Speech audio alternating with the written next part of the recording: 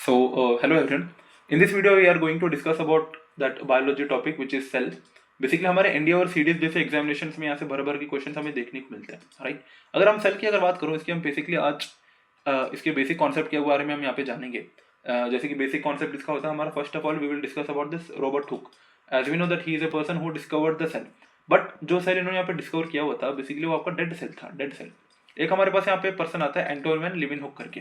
एंटोनियन लिविनहुक वो पर्सन थे जिन्होंने यहाँ पे लिविंग सेल को डिस्कवर किया हुआ था।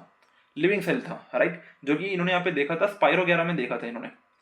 स्पाइरोगैरा उस मटेरियल का नाम था जहाँ पे इन्होंने उस लिविंग सेल को यहाँ पे देखा था। एंड इन्होंने यहाँ पे जो रॉबर्ट हुक ने जो डेड सेल यहाँ पे खोजा था वो आपका यहाँ पे कॉर्क में ढूंढा था, basically cork.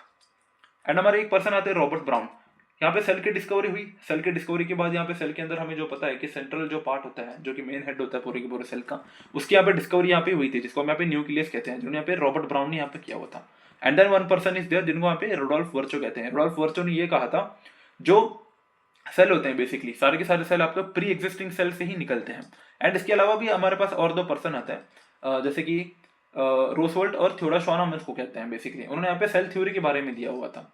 So this is in this video. Thank you.